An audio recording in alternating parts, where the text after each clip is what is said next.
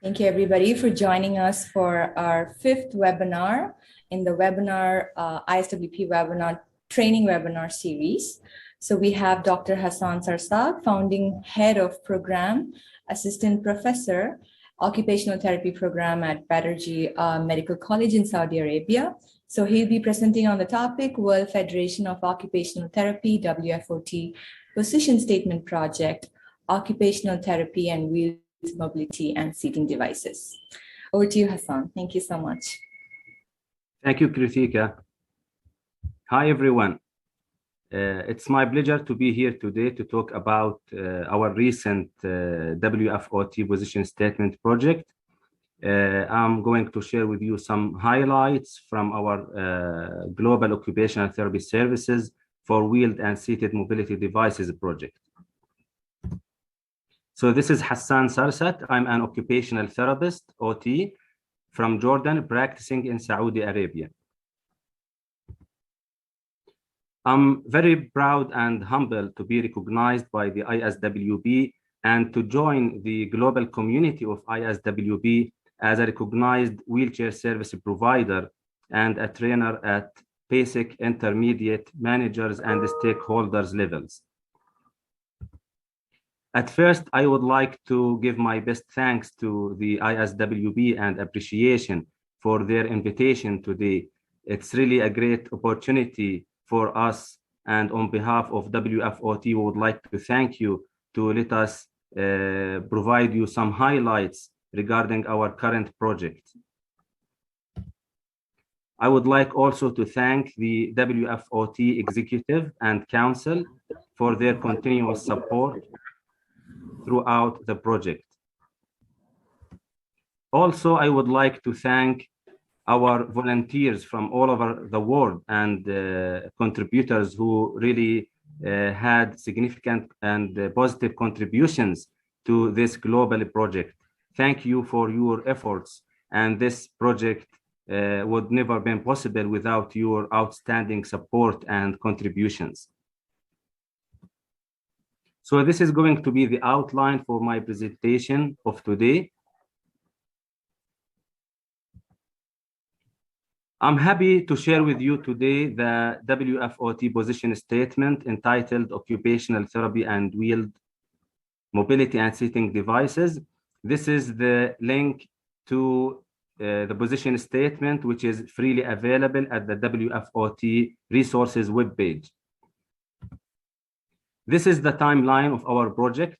We started this project back in May 2021, and we thankfully were able to get it approved and published by the WFOT Executive and Council in April 2022.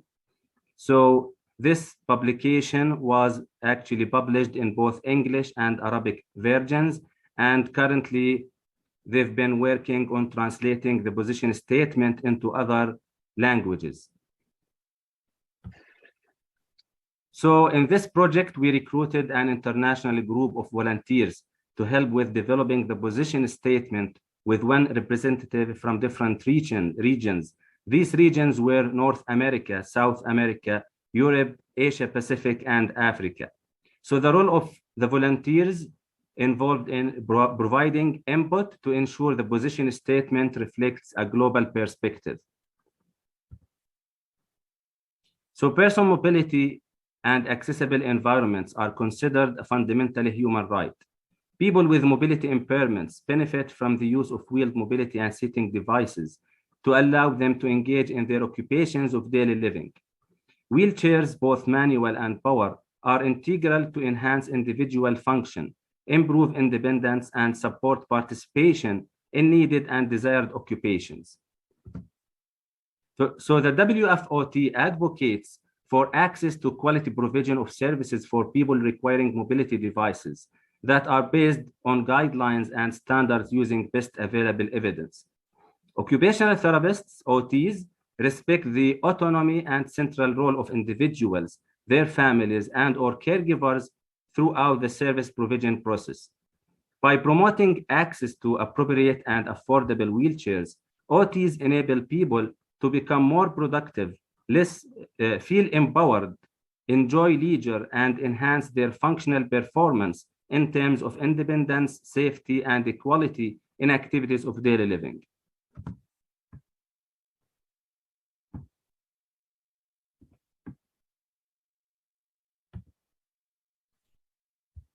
Can you still hear me? Yes, we can.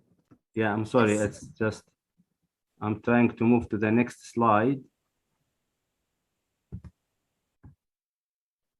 Okay, for some reason, it's not moving. Yeah. Can you see the next slide now? Yes. Okay, good. So how is this related to occupational therapy, and how does this actually matter to occupational therapy profession? Occupational therapists, OTs, have the expertise to provide holistic service delivery for wheeled mobility and seating devices, recognizing that needs of individuals vary for a wide continuum of products and devices. OTs use a client-centered approach that understands mobility needs in relation to individual ability, environmental considerations, and desired occupations. OTs also continuously use and apply a continuous and comprehensive process that considers an individual's profile, priorities, needs, occupations, and environment in order to obtain a properly fitted wheelchair. So occupational therapists provide wheelchair services in many environments, such as, but not limited to, home, rehabilitation facilities, and community-based settings. We also assume different roles that include, but are not limited to, conducting comprehensive wheelchair and mobility assessments, identifying individual needs for positioning and postural support, skin integrity or pressure ulcer prevention, function and safety, making wheelchair fittings and environmental modifications to increase accessibility, and training users and caregivers on safe and efficient wheelchair use. So these are some illustrative pictures of OTs working with wheelchair users. So this is an OT taking wheelchair measurements. This is another OT supporting a wheelchair user while doing an exercise.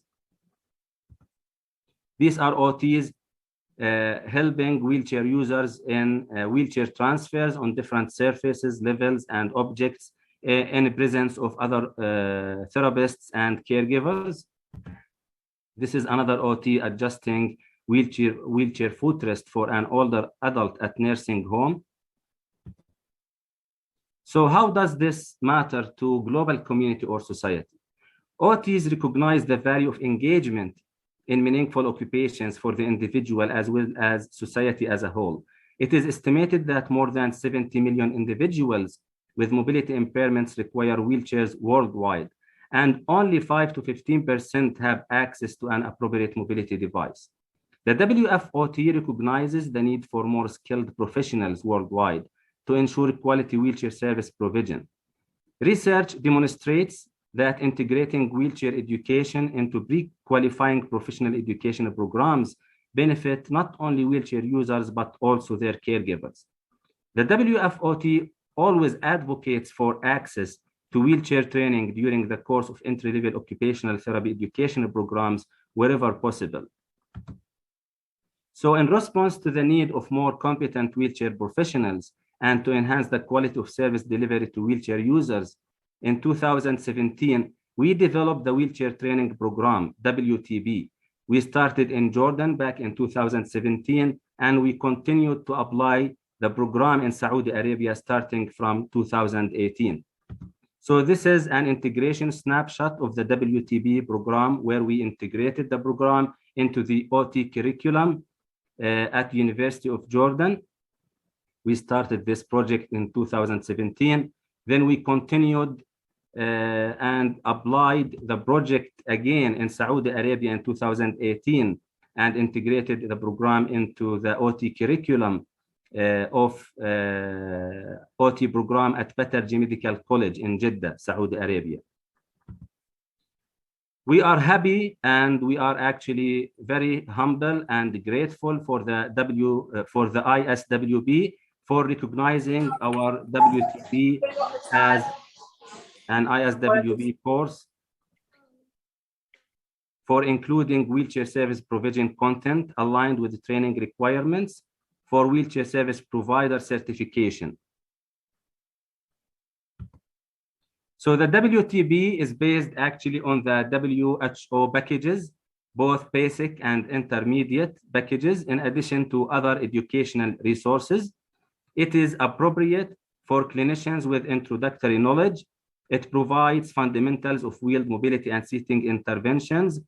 It offers a minimum of 20 contact hours, of course, both theoretical and practical, and it covers variety of wheelchair-related topics. As you can see in the table on the right side of the slide, we cover different topics such as seating biomechanics, postural supports, manual power wheelchairs, seat functions, wheelchair functional outcomes, clinical implications, OT role in wheelchair assessment and prescription, accessibility issues, wheelchair adjustments and modifications.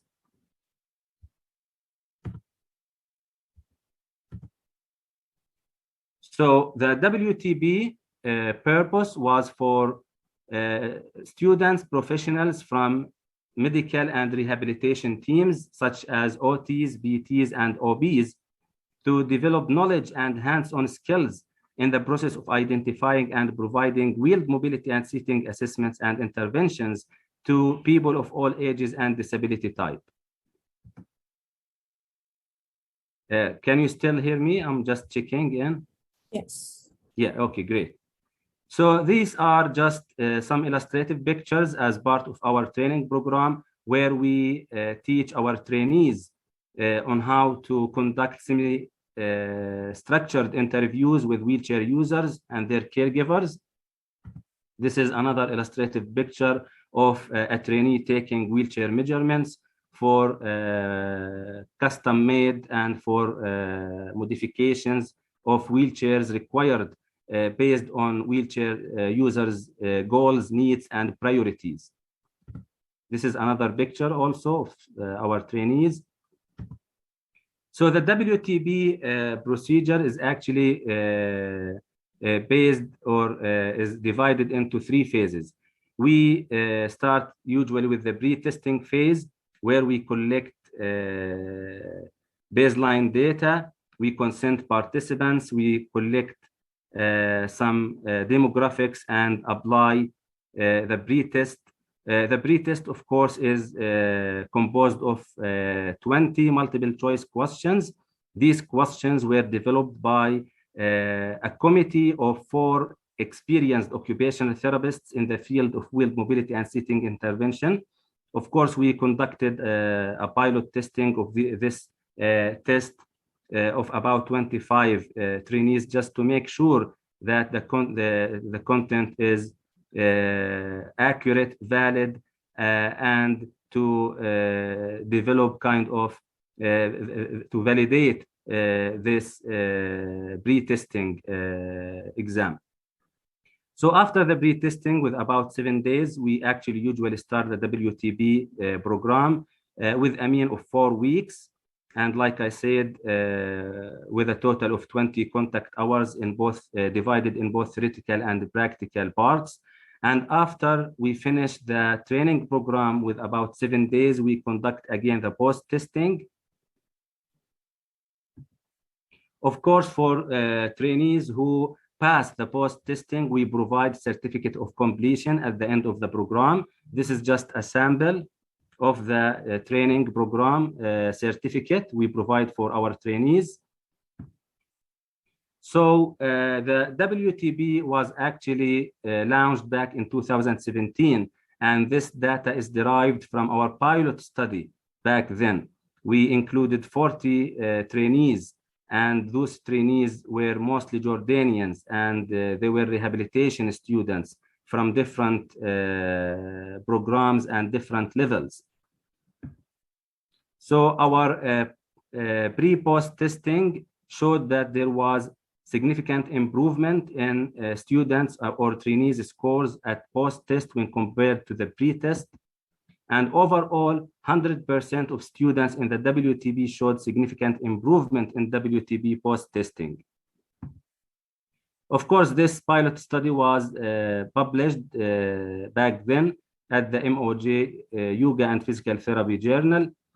And we continued applying this program in Saudi Arabia with more publications like I'm going to show in the next coming slides. So what do we actually adopt and apply in the WTB? We always call for the use of more positive language, more comprehensive and positive language. So we always try to promote awareness among our trainees and even on social media in both English and Arabic languages about the positive terminology and about how we should we describe wheelchair users, how we should call them and even communicate with them, starting using positive terminology that puts the person first. We always try to avoid outdated negative terms, and we always advocate for the rights of wheelchair users as much as possible throughout the program.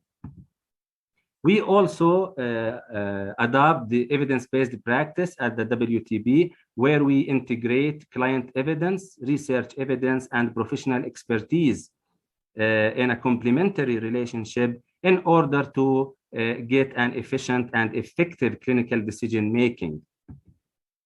We also always try to deliver messages to our community and the trainees that you should never ever underestimate your client. Let them always try options. All options you have, let them be part of decision making. And we always call for the spirit of teamwork in all what we do throughout the program. We also teach our trainees how to apply and use elimination process and how to choose among different assistive technology devices, starting from low to high assistive technology devices. So this is just an example of what we do. We use this hierarchy starting from the bottom of the hierarchy, where we start eliminating assistive technology devices based on our clients' needs, goals, and priorities. So we start usually with walking aids. If they don't work, we move up in the hierarchy to manual wheelchairs, where we use different classifications, such as the K classification.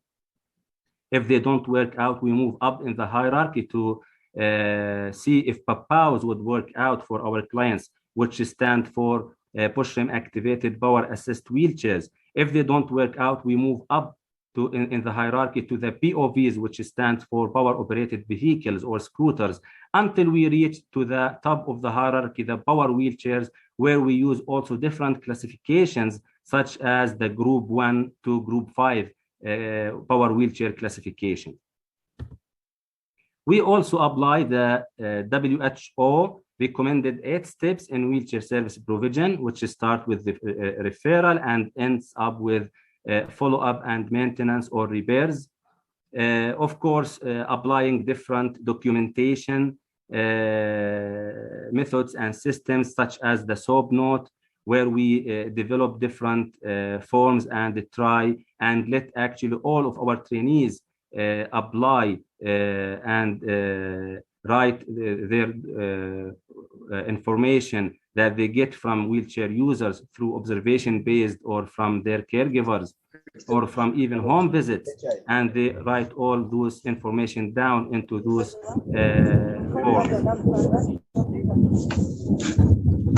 Yeah, can you still hear me? Yes, sir. Yeah, okay, great. So I'll just go ahead and proceed. So yeah, I'm sorry. Is there a question?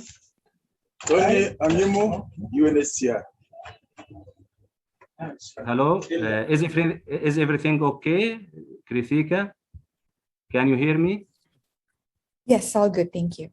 Okay. Yeah, I just heard some people talking. So we will leave some time for questions at the end. Thank you so much for your time. So also in the WTB, we apply a case study approach, where we actually have been publishing some case studies at different journals. I provided those publications at the end of my presentation in the references section. I hope you can get a time and look at them, and I hope you find them helpful and useful for you. So at the same time of conducting the WFOT position statement, we also conducted a global occupational therapist survey report in relation to wheeled and seated mobility devices, which was actually released in February 2022. So I'm going also to share with you the most important highlights and significant results we obtained from this global report. So the purpose of this report was to understand the global role of OTs with the provision of wheeled and seated mobility devices. We also wanted to gain knowledge regarding factors impacting user access to high quality, affordable wheeled and seated mobility devices. So we conducted an online survey of OTs involved with providing wheeled and seated mobility devices in countries around the world, conducted between November 2021 and January 2022. Of course, the online survey was offered into 4 different languages. As you can see, it was offered into English, French, German, and Spanish languages. A total of 696 OTs completed the survey from different 61 countries from all over the world, as you can see in the slide. Of course, we tried our best to include different OTs from different countries in terms of income, geographical location, and so on. So almost 49% had 10 or more years of experience with the provision of wheeled and seated mobility devices. The wheeled and seated mobility devices provision had positive significant associations with income, funding, years of experience, standardized training, certification, continuous professional development, custom-made devices, time working with users, and staff capacity. However, on the other hand, wheeled and seated mobility devices provision had negative significant associations with pre-made devices and cost. This is also a figure shows the type of training received by OTs from all over the world. So as you can see, we receive training from our global partners, and mostly, as you can see, training would be as part of entry-level OT education programs. In addition to other in-person continuing education courses, the WHO training packages, both basic and intermediate, peer-to-peer demonstration, online webinar, mentoring, and ISWP. Of course, in this study, about 79% reported not having specialized training in wheeled mobility and seating interventions. However, we had over 21% of participants who received specialized training from our global partners, such as WHO and ISWP. So our SWOT thematic analysis in this study identified high income, funding, experience, training, certification from global partners, interdisciplinary teamwork, and telerehabilitation as strengths and opportunities of professional growth and development. However, low income, lack of time, lack of staff, lack of capacity, lack of standardization, and lack of support services, in addition to poor access to proper devices, were indicated as weaknesses and threats. Of course, in order to have a better idea of our SWOT thematic analysis, I bought this screenshot of our complete SWOT thematic analysis, identifying both internal and external factors. So we identified internal factors in terms of strengths or facilitators and weaknesses or barriers. And we also identified external factors based on opportunities, facilitators and threats or barriers. And all of this, of course, was based on how these factors were perceived by occupational therapists who participated in this global survey. So how does this apply to clinical practice and rehabilitation settings? So this study was the first to explore and provide detailed description of the current state of wheeled and seated mobility devices provision supplied by OTs across countries. And it gives foundation for collaborative efforts to promote best practice in OT education. The findings from this study shed light on global role of OTs with the provision of wheeled and seated mobility devices and could help better understand current and future facilitators and barriers impacting user access to high-quality, affordable, wheeled and seated mobility devices provided by OTs worldwide. Of course, we call for efforts and global efforts to build international partnerships, standardize wheeled and seated mobility devices service provision, and integrate comprehensive training into OT curriculum and educational programs worldwide, which should be a high priority. So OTs are experts in enabling participation and are well positioned to advocate for and address the needs of people requiring wheeled and seated mobility devices. The WFOT always promotes continuing education and application of current best evidence to ensure that people can enjoy access to their environment independently, safely, adequately, and freely to achieve optimal outcomes, including enhanced occupational performance and improved satisfaction. So our take-home message from the seminar of today is that OT has proven to be useful and effective and contributes significantly in providing properly fitted wheelchairs. OT applies intervention models that integrate the client, occupation, and environment. And the inclusion of OT professionals to the existing interdisciplinary medical and rehab team when working with wheelchair users and their families fosters collaboration and integrated intervention planning and improves their overall satisfaction. At the end, I would like to say that occupational therapy is all about empowering everyday living for individuals with disabilities, wheelchair users and their family members and caregivers. We always try our best to enable our clients to live their life to its fullest. These are the references of my presentation for today, and I'll be more than happy to share any of those with you. I'll share with you my contact information at the end of the slides. And finally, I would like to really thank you for your time. And I hope you found this insightful, helpful, and useful. Thank you so much, everyone. Thank you. Thank you so much, Hassan. I will just open up the floor now for any questions from the group.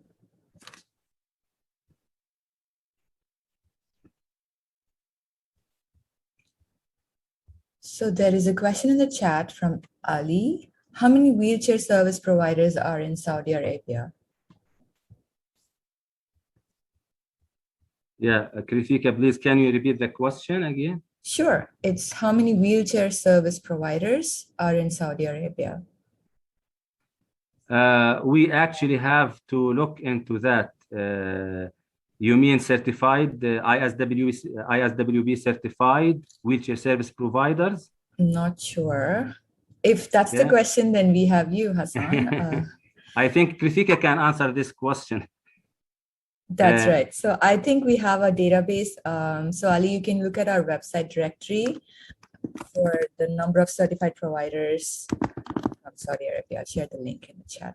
Thank you. Yeah. So the next question is from Ikab. How can we be certified providers? So thank you so much for that question. So to be an ISWP certified provider, there are 6 easy steps, and I will be sure to share the link in the chat too. Thank you. There's a question in the chat from Rosie Gorin. Has the global study been published yet? Actually, not yet. We currently are working on the initial draft, and soon we will be submitting it to Disability and Rehabilitation Assistive Technology Journal. Hopefully that should be in the next coming month. Yeah, we're going to start the publication process. Okay, great, thank Yeah. you. Lee has raised his hand. Go ahead, Lee. Hi, Hassan. Thank you for your presentation. You've obviously been very busy over the past number of years and very highly productive. Congratulations on all this wonderful work. You've made the case, and certainly I recognize in my own interactions on a daily basis how important the profession of occupational therapy is. It's a really value-added field, and I hope there will be lots more around the world in the years to come. And thank you for the opportunity of contributing to the position paper, which you did almost all of the work on. I really would like to emphasize one of the points in the position paper, which was using evidence-based standards and guidelines. And that's easy to say, but it's much harder to do because the evidence keeps changing. We keep getting new papers like the ones you've just reported and others. So trying to keep up with all of these changes can be challenging. And there are some evolving standards going on. Most people at the upper level of ISWP are familiar with some of those, such as the new hybrid modules that are sort of adding to the materials and revising the materials that the WHO provided a number of years ago, the new wheelchair educators package that's due to be released very shortly, and the new wheelchair standards that are at the stage of getting feedback on the first couple of drafts. So the environment is evolving, and it's very hard to keep up when you're dealing with a different group of students every year coming through, and it's not exactly the same thing that we're providing to them. And I wonder if you could tell us how you managed to keep up with all of this. Thank you, Professor Kirby. It's really our pleasure to have you in our position statement project, and your ideas and feedback were really helpful and appreciated by all the team members. Yeah, life is a constant change. I agree with you, and we try our best always to provide our students and trainees with the most up-to-date evidence in relation to wheeled mobility and sitting interventions. Of course, thanks to ISWP, WHO, and thanks to you, Professor Kirby, we always use the WST in our training program as part of our training program for both manual and power wheelchairs. And our students have been really enjoying and learning a lot from you. So I would like to thank you personally for your continuous support and priceless efforts actually in the field. Thank you so much. Thank you for your kind words. It's a team effort, many people involved. Thank you. Thank you. Yeah, sure. Yes. Thank you, Lee. Thank you, Hassan. We have a question from Rosie. Hassan, will we see you in Paris at WFOT conference? Yeah, you will see me virtually. Okay. I'll be talking about OT knowledge and perception, but it will be a virtual session. Unfortunately, I couldn't make it, but hopefully I'll be seeing you soon, some other event. Thank you. Sounds good. Thank you. I wish you all the best. Thank you. Thank you, Hassan. Any other questions from the group?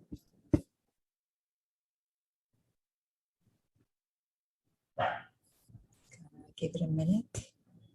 Any other final questions, comments for Hassan?